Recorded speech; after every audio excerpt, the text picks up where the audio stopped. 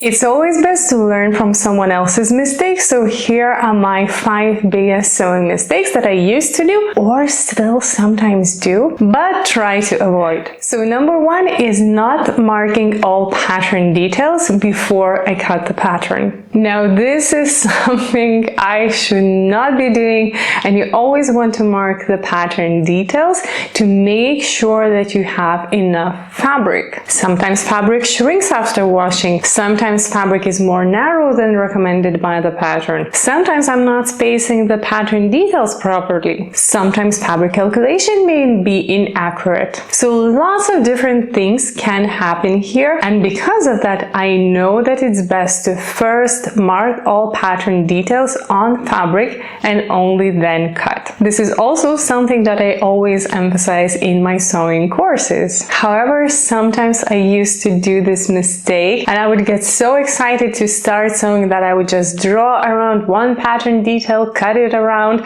cut another one, cut it around, and I end up not having enough fabric for one pattern piece. So to solve this mistake, I always have to get creative, and sometimes you may notice a weird seam in my garments where it's not supposed to kind of be there. And this is because I did not have enough fabric left and I had to cut that piece from another part of the fabric and just kind of add them together to form one pattern piece. Even on this dress is linen fabric. I washed it, it shrunk significantly. I didn't have enough fabric to cut all needed pattern details. So in the collar, here at the back, I have one seam because I had to cut it from different parts of fabric leftovers and to join it into one collar piece. Also, marking all pattern pieces on fabric before cutting will help avoid some very common issues. Like the most common issue when sewing pants is cutting not mirrored pieces but identical pieces. However, if you first lay all pattern pieces on the fabric, draw around them, you get more opportunities to notice that error before cutting the fabric. So yes, not marking all pattern details on fabric is something that I actively avoid doing, especially if I know that I may have not enough fabric for that particular project. My second biggest sewing mistake is a mistake that a lot of beginner seamstresses do, is not preparing fabric for cutting. So back when I started sewing, I didn't have anyone close to me to advise me how to sew, how to do all the steps properly, and I kind of did it freestyle, especially because I started sewing before the social media and we did not have that many tutorials as we do have now.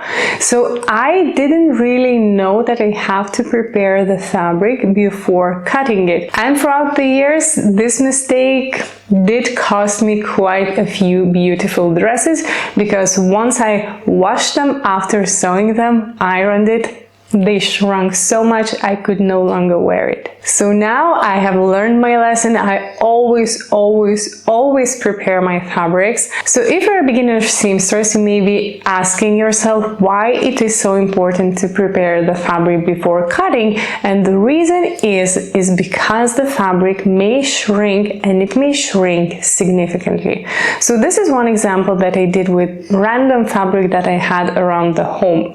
It was not washed, it was not pressed. So I cut a square, and every side of the square is equal to 10 centimeters. Once we give that fabric square a press, a good steam, which is something that you would be doing while sewing or after the garment is washed and you want to iron it. And after pressing, steaming that square, one of the sides shrunk so significantly, it shrunk by 1 centimeter, meaning it shrunk by 10%. Now let's convert it into more realistic example. You make a dress, and from the shoulder point to the hem you made a dress which is 1 meter length. If you did not prepare the fabric and you are working with fabric like I showed in this example, after the wash, after the pressing, it will shrink by 10%. It will shrink by this much, making the garment either unwearable or ill-fitting, because the shrinkage will be in all places. The shoulders will shrink, the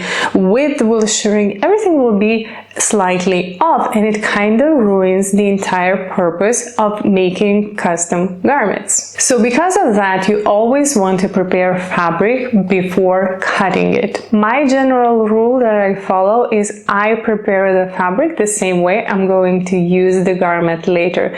If I'm going to wash it, if I'm going to dry it in the dryer, if I'm going to press it, if I'm going to steam it, I do all those steps to the fabric before I start cutting it. So this is a mistake that I had to learn the hard way, but from then on, I always prepare my fabric for cutting.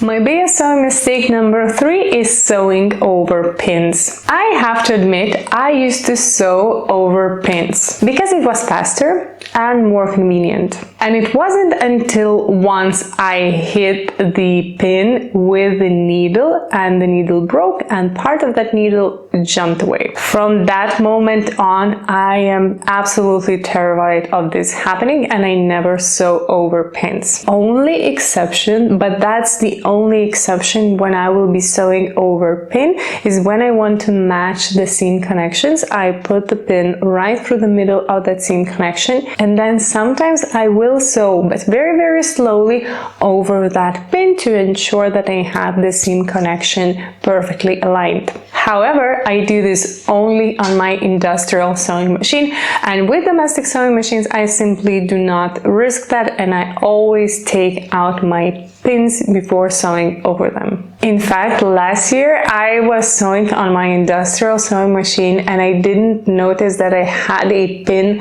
left inside of the garment, and the industrial sewing machine sewed through the pin head like that pearl. Luckily the needle didn't break. I don't know how it didn't break because that pin was quite hard, but yeah, that was terrifying. I didn't even know this was possible. And additionally, if you're sewing over pins, there is a good chance that the stitches are not turning out as good as they could. Let's imagine this is the metal pin and you're sewing it with the metal needle. So before the needle hits the pin, it may either break, which is very bad, or it might not break the needle, but the needle might slip either on one side of the pin, thus making either wavy stitches or unequal size stitches. So there are definitely quite a few reasons why you shouldn't be sewing over pins, and this is something that I actively try not to do. Before moving to the next biggest sewing mistake, I wanted to share that I do have my own pattern store on Etsy. This is something I don't talk quite often here, but I do have quite a few designs that are perfect for fall, and if you're looking for a cozy but quick make that you can wear for years to come, I will link those patterns in the description box below. Now let's move on to the biggest sewing mistake number 4, and it's not using right hardware. So this is actually something that is not entirely my fault, but I don't know how it is where you live, but here where I live, the selection for hardware like zippers or buttons or snaps is very limited. And because I like shopping online, I sometimes end up having to use hardware that is not really suitable for the project. Sometimes it will be less noticeable, but sometimes it will be very noticeable and it will cause me not to wear the garment at all. So one example I have is this white neoprene jacket. I wanted to add a metal zipper. However, the store did not have a white zipper, but it had a cream color zipper, and for some reason I decided to still use that zipper. And every single time I wanted to wear that jacket, it was so eye-catchy that those both colors are not matching and they're clashing significantly that I simply did not want to wear that garment at all. So this is definitely a struggle, finding the right matching hardware, especially on zippers. Even for invisible zippers, it's really difficult to find a right color match, but for exposed zippers where you kind of see the part of the zipper sides,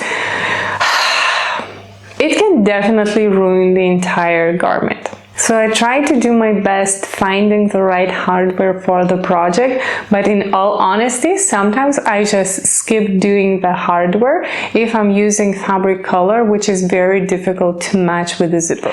And fifth and final biggest sewing mistake, which I still to this day sometimes do, is not taking breaks when needed. I can tell you this, when I'm tired, when I'm hungry, when I needed to take a break like 15 minutes ago, this is where I make my most common sewing mistakes. This is where I need to rip away the seams. This is where my seams do not turn out as straight as they should. But the thing is, I love sewing so much, I get lost into that entire process, and sometimes the time just gets away from me. So even though I know that I have to take breaks when sewing, I have to eat in between the sewing sessions, this is something that I truly just enjoy doing so much. I sometimes forget about everything else, and this is unfortunately where a lot of mistakes happen.